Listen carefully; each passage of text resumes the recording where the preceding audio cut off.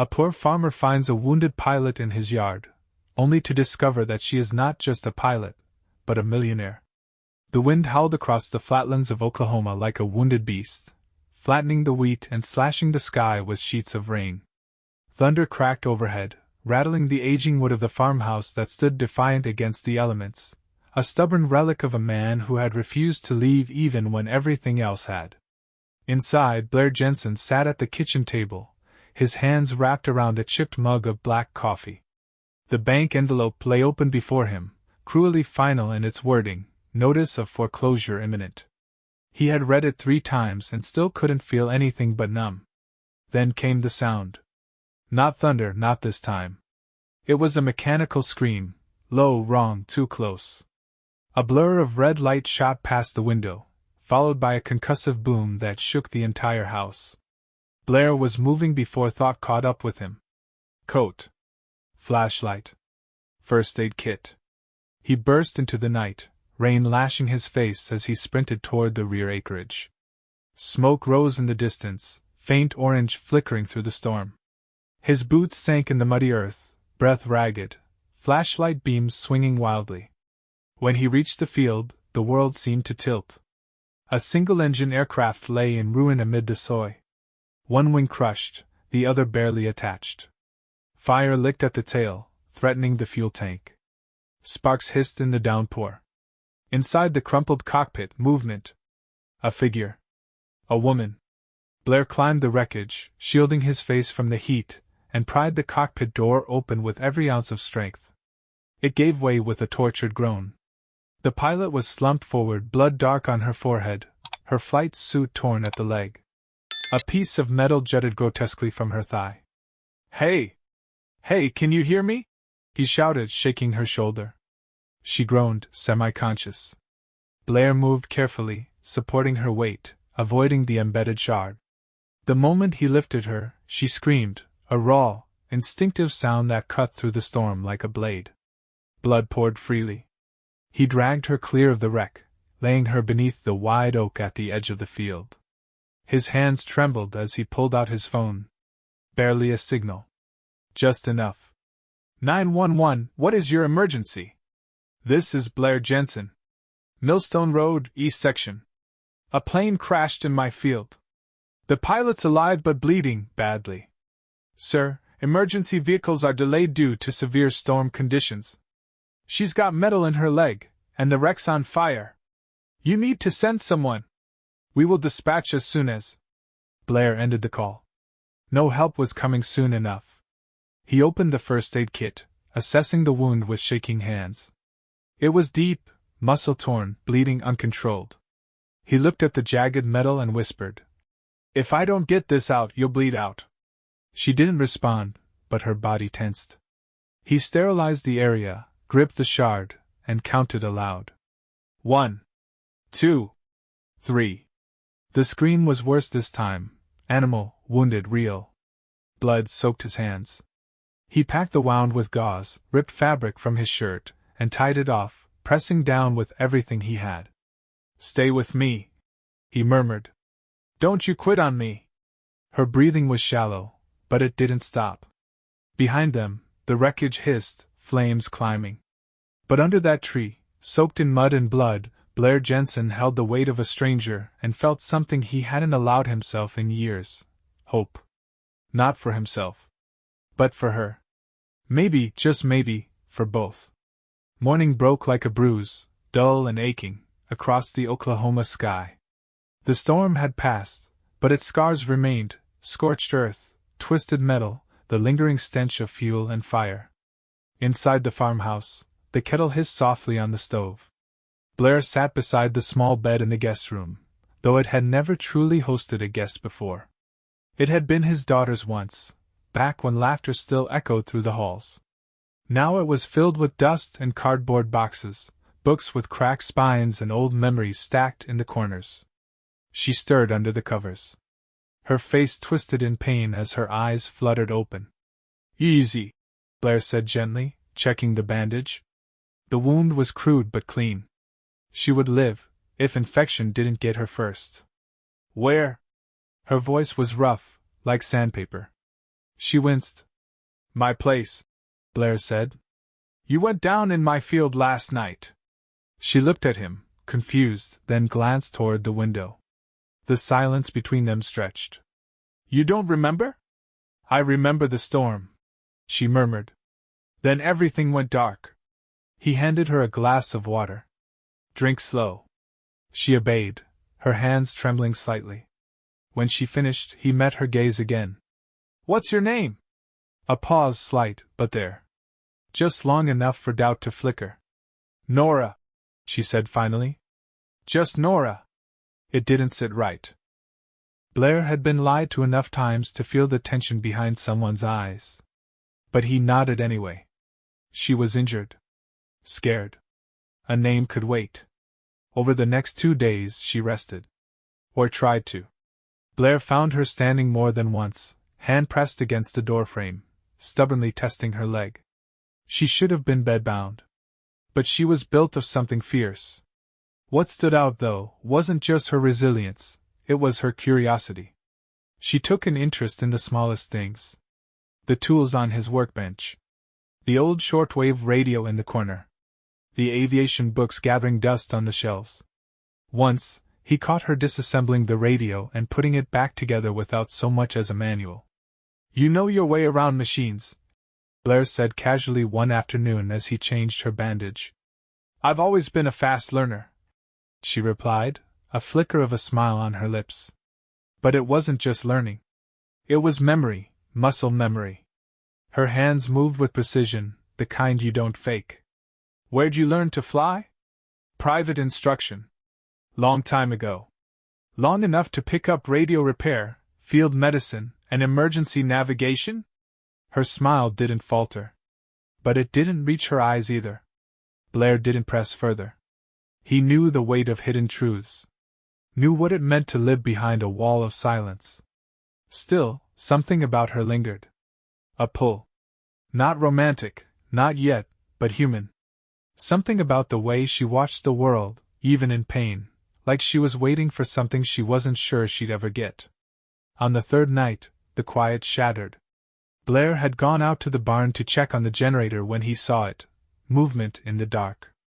A shadow near the edge of the field. Not wind. Not wildlife. Too still. Too careful. He moved silently, shotgun in hand, every nerve on edge. Stop right there. The figure froze. I said stop. Turn around. A man, early 30s, clean-shaven, dressed in black, turned slowly. Moonlight cut across his face.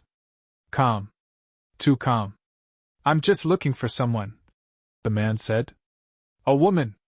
Name's Nora. She might have gone down near here. Blair's finger tightened on the trigger.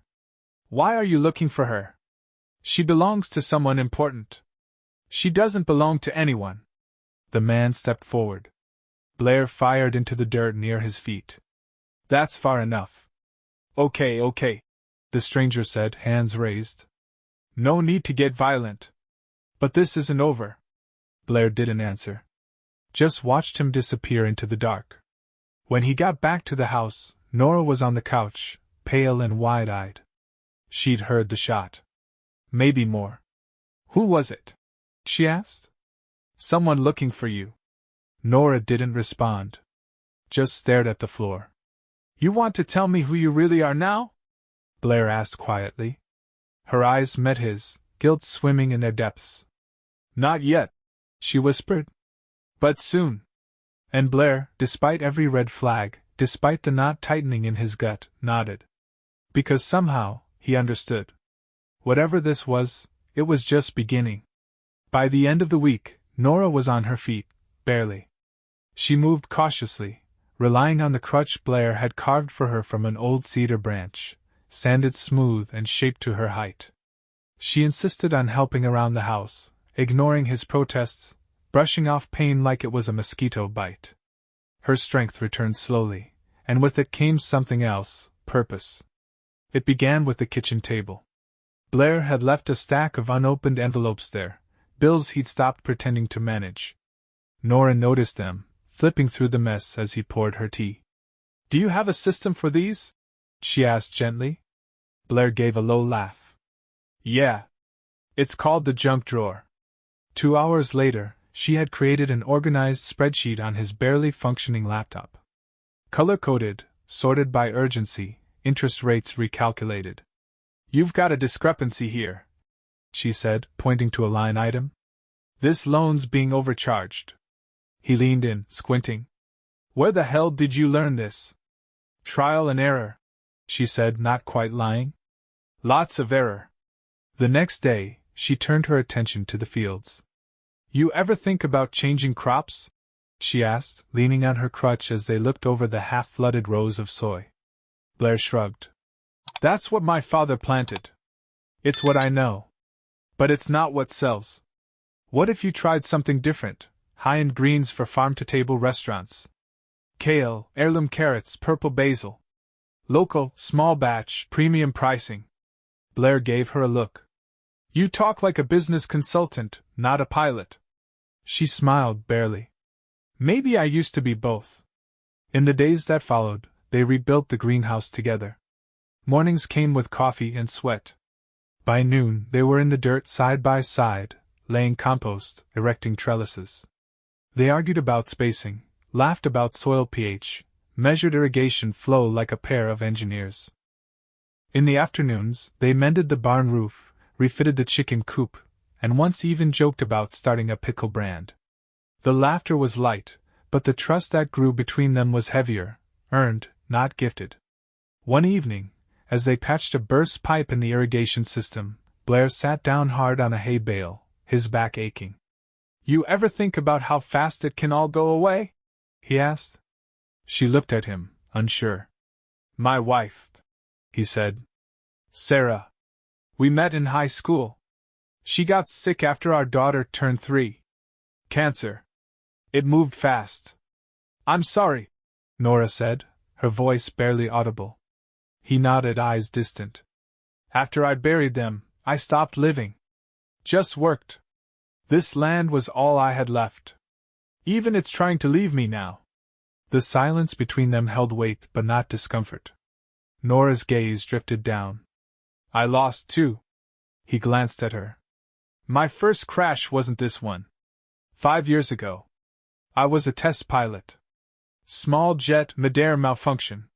Barely survived. They grounded me for over a year. Blair's eyebrows rose. And you went back? She nodded. I thought I had something to prove. There was a long pause before she added. What made it worse was the company that built the plane. My father's. Blair blinked. Wait, your father? She cut him off, voice gentle. Don't say it. Not yet. She stood slowly, brushing off her hands. I wasn't just running from the crash this time, she said. I was running from the part of me that forgot how to feel grounded. Blair rose beside her. You're grounded now. She gave him a long look, unreadable. Then nodded once, barely. Yeah, she said. I think I am. The wind stirred the wheat behind them, and for the first time in years, Blair didn't feel like he was standing on a dying field. He felt like something was about to grow. That night, the wind quieted. The sky turned a velvet blue, stars scattered across its surface like scattered seeds. They sat in old lawn chairs by the barn, the scent of turned earth still clinging to their clothes. Nora wore his flannel jacket, too big on her narrow frame. Her hair, tied back loosely, blew across her cheek. It's quiet out here, she murmured. It's the only thing the world hasn't tried to take from me, Blair replied. A long pause. Then her voice again, softer. There's something about being in the sky that feels godlike. You're above everything: pain, fear, memory. But then turbulence hits. Or an engine fails. And you remember you're just flesh and bone again. You afraid of flying? Blair asked. No, she said. I'm afraid of falling and realizing I never had control to begin with. He reached for her hand, not in desire, not in urgency, but with something gentler. A question. When their fingers met, she didn't pull away. His hand was rough, calloused. Hers was steady, scarred. They fit somehow.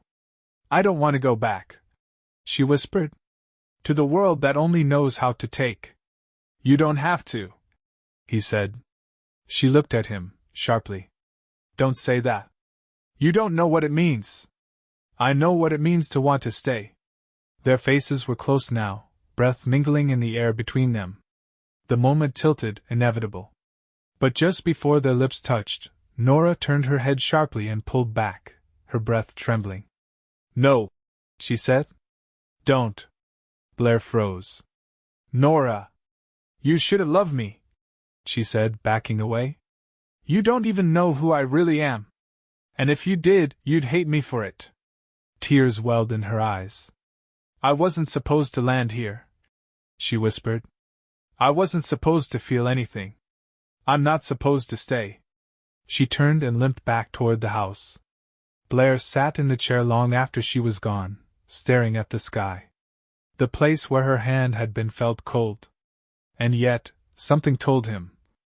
This wasn't goodbye. Not yet. It began, as so many reckonings do, with a single notification. Blair was in the barn that morning, repairing the Westfield's fencing. The rhythm of his work, the satisfying clack of nails, the coarse smell of cedar, had steadied his mind. He was just beginning to believe life might be settling into something like order again. Then his phone buzzed. He wiped his hands on his jeans and glanced down at the screen. Breaking news, aviation executive found alive, missing for over a month. His thumb hesitated before opening the article. The screen loaded, the headline sharpening with each second. Nora Everstone located in Oklahoma, source confirms. Found alive after private plane crash. Disguised as civilian. Blair's breath stopped. The accompanying photo was unmistakable. Her posture, her jawline, even the guarded glint in her eyes, God, it was her. But this Nora wore a navy blazer and sunglasses, descending from a private jet flanked by security. Below the image, her full name was printed in bold. Nora Everstone. Blair stumbled back, hitting the post behind him. Everstone. The name was engraved in memory. It belonged to one of the largest aviation empires in the country. The same company that produced military jets, civilian aircraft, and more recently, had acquired 2 regional banks, including the one that had denied Blair's loan extension last year. The letter had arrived in the mail, cold and final. His signature scrawled beside a declined. The emblem in the corner, Everstone Capital. The name he'd cursed. Burned. Spat into the wind when no one else was listening. She'd been in his home. In his fields. And she knew. He ran. Stormed through the mud, past the tractor, through the back door. The house was quiet except for the faint hum of the fridge. She was in the kitchen, phone in hand, her expression already pale. You knew, he said, breath ragged. She turned, eyes wide. You knew who you were the whole time? I was going to tell you, she said quickly. I just didn't know how. Everstone. He spat the word like it burned his mouth. The same company that buried me in debt.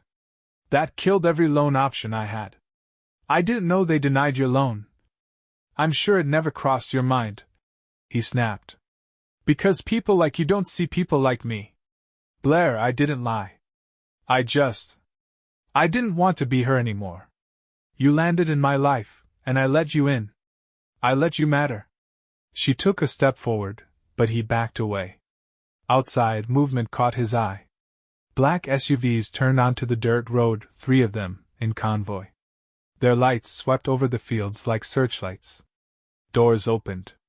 Men in suits stepped out, murmuring into earpieces. The lead vehicle's door opened, and a tall, silver-haired man stepped out, posture rigid, jaw like carved stone. Her father. Nora flinched. They found me, she whispered. My father must have tracked the signal. The house trembled as the boots approached. You need to let me explain, she said. Later. Please. But the front door opened before she could finish. Time to go, her father said coldly, voice like iron. Enough embarrassment. Blair stepped between them. She's not a prisoner. Her father barely glanced at him. Thank you for not contacting authorities. This is a family matter. 2 guards flanked her now, not roughly, but firmly. She didn't resist. Just looked back once, her eyes saying everything her lips couldn't. You were the only real thing I've had in years, she said softly. Then she was gone. The vehicles reversed in precision. The engines roared. The farm was silent again. Blair stood in the doorway long after they disappeared. Inside, he sat down at the laptop she'd used, still open on her spreadsheets, her plans, her careful notes written in the margins. Notes of hope. Notes of his future. He lifted the laptop and hurled it against the wall. It shattered screen, keyboard, everything. Gone. No more lies, he whispered. No more saviors. No more Everstones. Outside, the wind rose, indifferent. And Blair Jensen, farmer, widower, survivor, swore that no one would ever take from him again. Not even the woman who had made him believe it was safe to hope. The silence that followed her departure was not just emotional. It was logistical. And punishing. Within 48 hours of the Everstone retrieval team's visit, Blair's farm was under temporary investigation. Officials cited possible involvement in harboring a missing high-profile individual. Their tone polite but cold. No charges were filed. They didn't need to. The effect was swift and suffocating. The access roads were cordoned off. Deliveries stopped arriving. Buyers who had signed preliminary contracts for his produce now ghosted his calls. Even Wayne Porter, his neighbor of 30 years who once lent him a tractor during a blight year, suddenly had no time for a conversation. The land, which had only just begun to feel alive again, now sat paralyzed. Half-harvested crops browned in the field. The irrigation system went idle. The greenhouse doors were padlocked. Pending verification of activity. The county notice read, stapled onto the cedar beams he and Nora had raised with bare hands. On the 6th day, Blair stood in the center of his fields, arms slack at his sides. The air was thick with the scent of damp soil and something else, failure. He hadn't touched a tool since the morning she left. Hadn't gone near the barn. Hadn't opened a single bill. The red final notice stamped across one envelope made him pick up a half-broken mug and hurl it at the wall. It shattered on contact. The sound didn't satisfy him. It just confirmed what he already knew. He was alone again. That night he didn't sleep. But at dawn, something changed. It was small. Subtle. A plain manila envelope sat on the porch. Tucked beneath a stone. No postmark. No return address. Blair stared at it for a long time before picking it up. Inside was a single folded sheet. A business plan, clean, meticulous, updated. The margins held notes written in pen. Her handwriting. Everything was there. Revised crop rotation schedules. Yield projections. A proposal for a small agritourism model involving school visits and cooperative food education. A list of 5 local vendors, already contacted. At the bottom corner, affixed with quiet deliberation, was a yellow sticky note. If you still believe in seeds, then plant them. Some only grow in the ashes. N. Blair sat down on the porch steps, the paper shaking slightly in his hand. He didn't cry. Not then. But something cracked open. Not a sob, not yet, just the tiniest shift in his chest. A breath that didn't feel like survival, but like the start of a heartbeat. That afternoon, he pulled the tarp off the old tractor.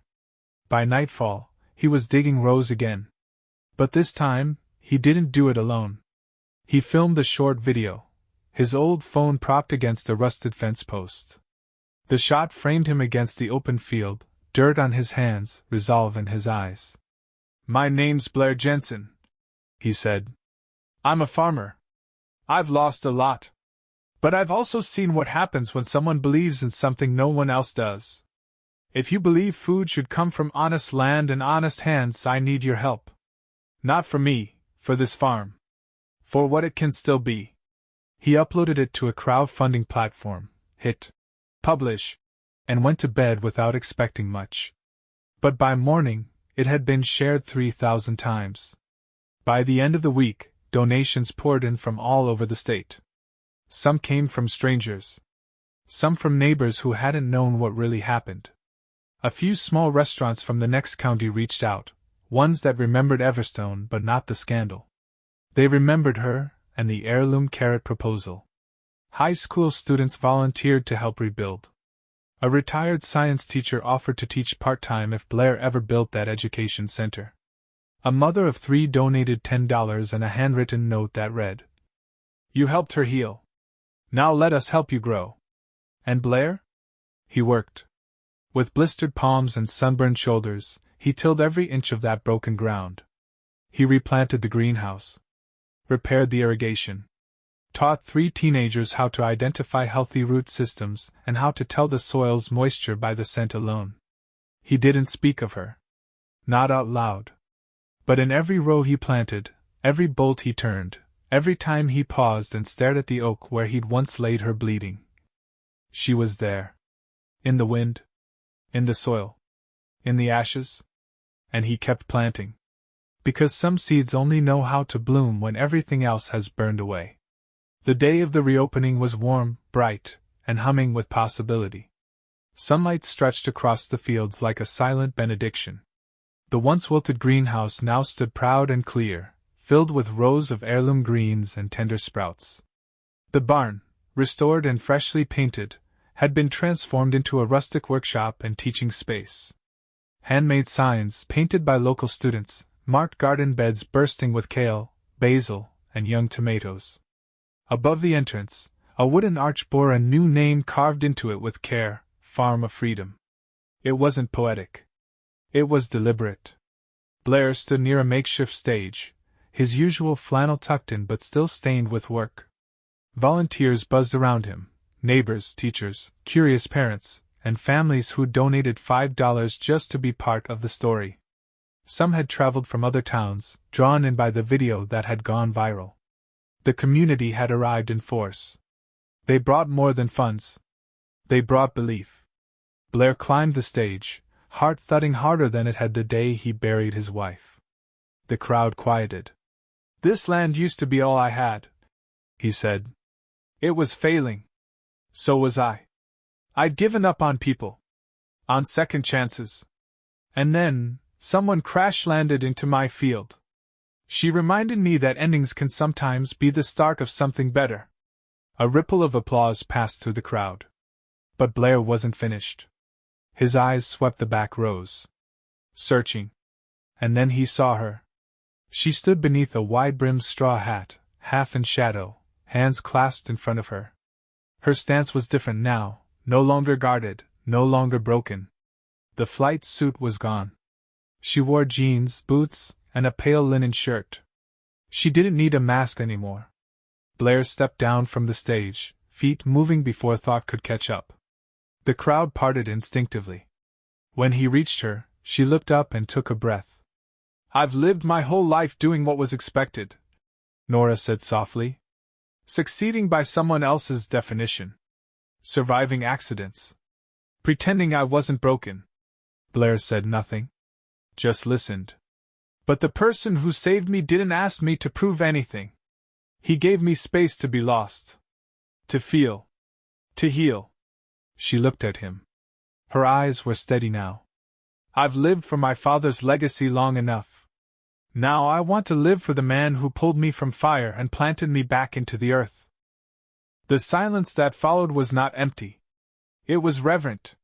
Blair stepped forward and wrapped his arms around her, not desperately, not to possess, but like someone who had been waiting a long time to come home. The crowd erupted. Some clapped, some wiped their eyes. Nora clung to him just as tightly. Under the wide Oklahoma sky, the past faded. All that remained was this place, this moment, and the undeniable truth that 2 people, scarred and tested, had found something worth building again. Together. 1 year later, the Farm of Freedom had become more than a second chance. It had become a living, breathing community, part classroom, part co-op, part sanctuary for anyone who'd ever been knocked down and needed a place to rise again. The wheat fields stretched golden and wide, brushing the sky. Raised beds overflowed with greens, tomatoes, lavender. Bees worked the blossoms in the orchard. Chickens clucked from the newly built coop that middle schoolers had helped design as part of their agriculture module. Every morning, people arrived. Veterans learning to work with their hands instead of fighting ghosts. Teenagers who dropped out of school and found purpose among the rows. Retirees who needed to feel needed again. Young mothers looking to start fresh. And through it all, Blair and Nora moved together, not just as partners, but as anchors for something larger than themselves. Nora had officially stepped away from Everstone Enterprises 6 months earlier. The headlines were relentless for a week. CEO's daughter resigns after public scandal, disappears, re-emerges on Oklahoma farm. Speculation swirled. But she didn't give a single interview.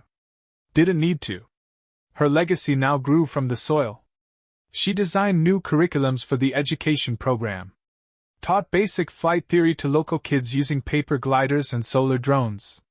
Sat quietly with women from shelters who struggled to speak, handing them notebooks and prompting them to write.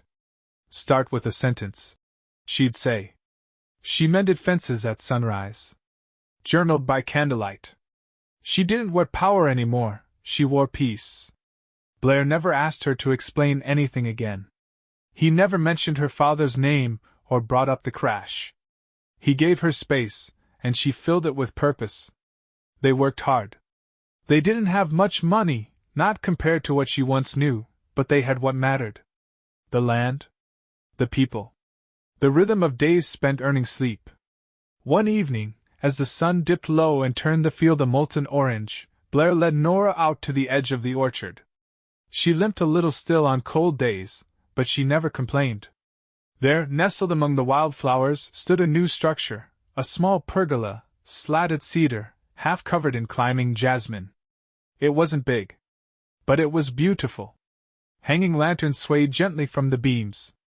A weathered bench sat beneath, its surface carefully carved. She turned to him, eyes touched with wonder. Blair. He pulled a small, hand-carved box from his pocket. Inside, a simple ring. No diamond. Just a single engraved wildflower along the band. I don't have a cathedral, he said, voice rough, or headlines or stock options. But I have this land. And I have you. And that's enough for me. She blinked, throat tight. So I have to ask, he continued, will you grow old with me here? Will you keep planting hope with me? One season at a time? She didn't speak. She just threw her arms around him, voice cracking against his chest. Yes, she whispered. 1,000 times yes.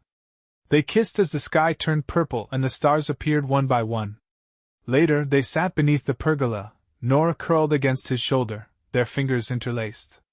I still remember the moment everything went black in that cockpit, she said quietly. I thought I'd die knowing only pressure and speed and silence. Blair kissed the top of her head. You didn't fall, he said softly. You landed. Nora smiled through a tear. Right into you. He looked out over the fields, rows upon rows, alive and humming with quiet miracles. Then he whispered the truth he had carried in his chest since the night she first opened her eyes in his guest room. You didn't fall from the sky, Nora. You fell into the part of me that had died, and made it live again. And under the open sky where the past no longer ruled and the future no longer frightened, they sat in the place where healing had taken root. Where love, like every good harvest, had grown from broken ground.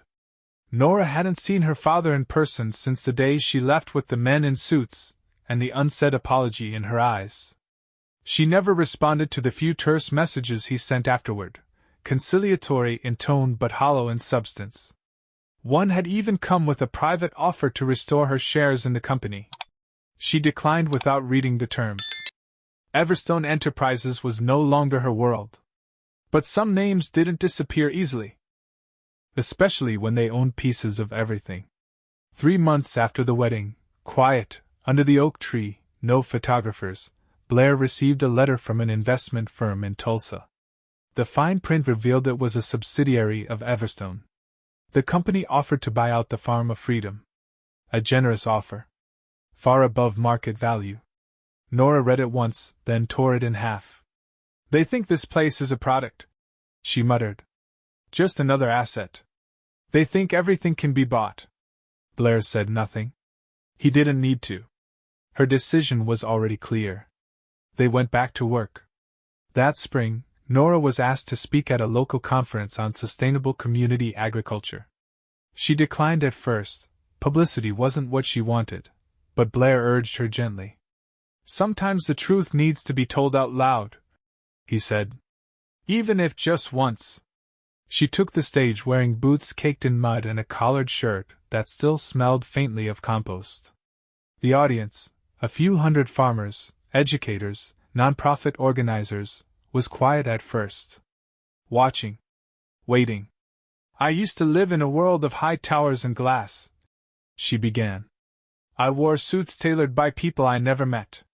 Made decisions that affected thousands, but touched nothing real.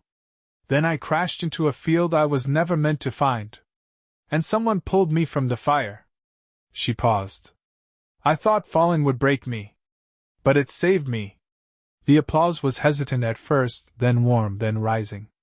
That speech went online later that night. It didn't go viral. But it did reach places Nora never expected.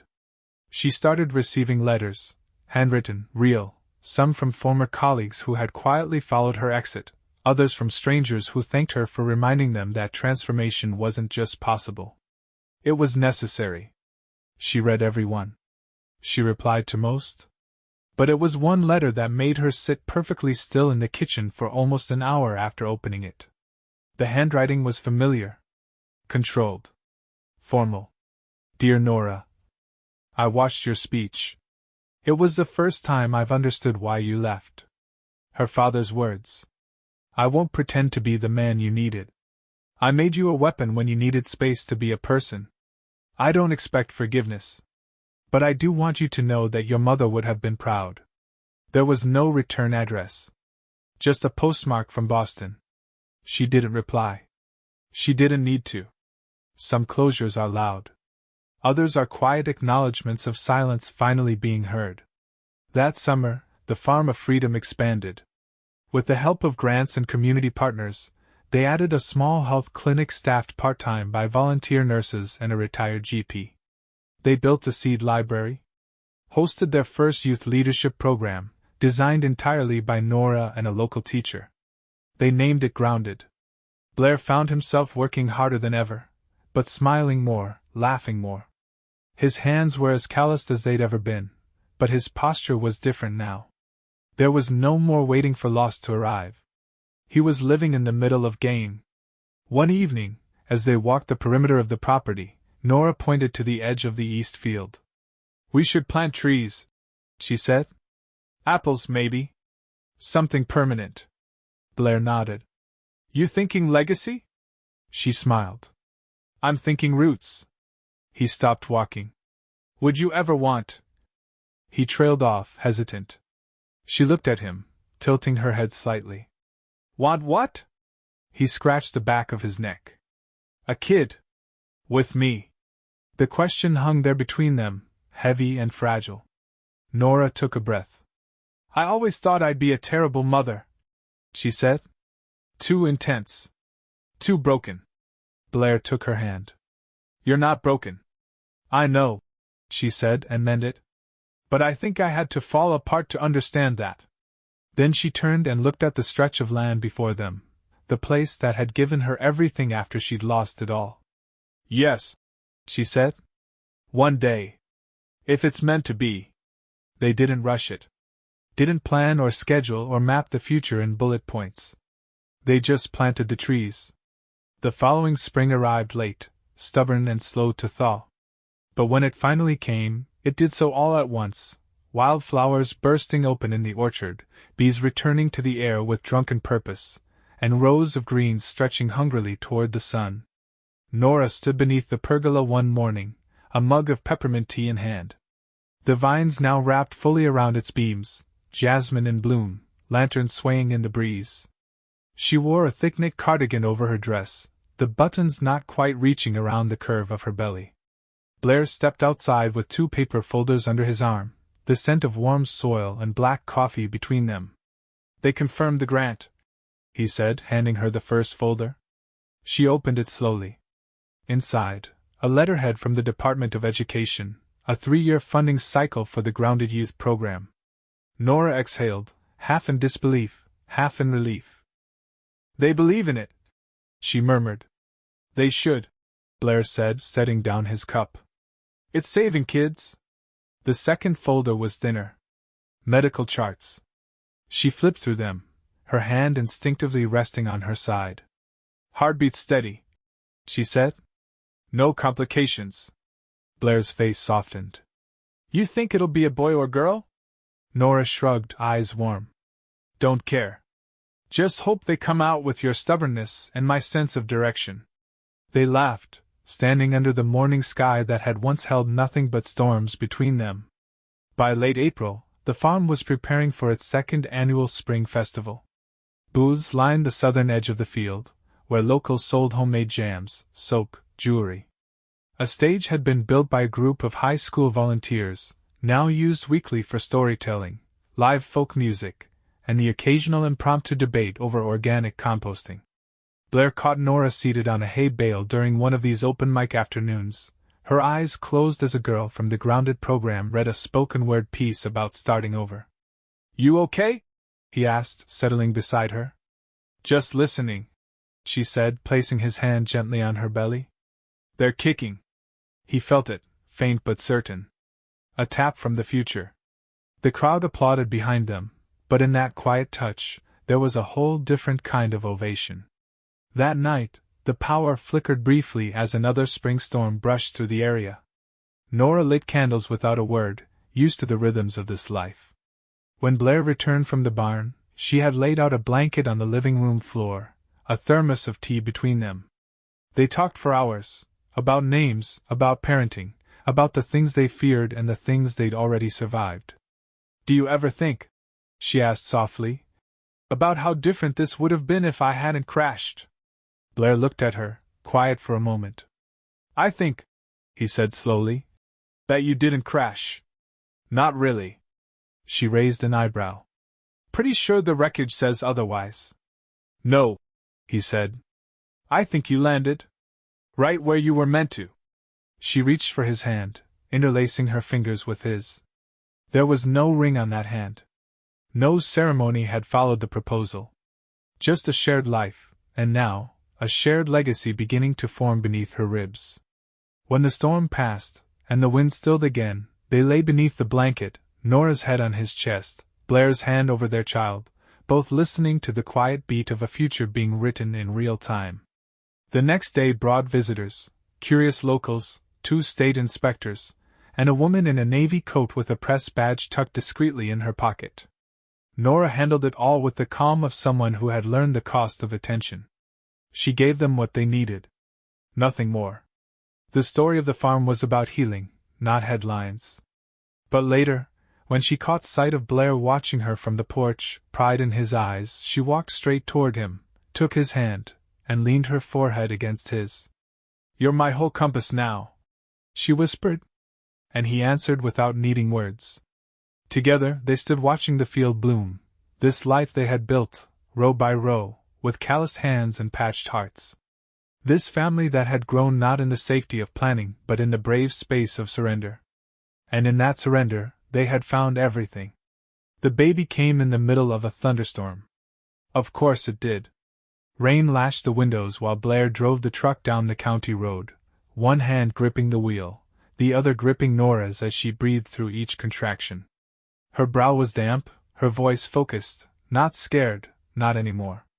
At the hospital, things moved fast. The midwife had been on standby for weeks. When the monitor picked up the strong, steady heartbeat, Blair's chest loosened for the first time in hours.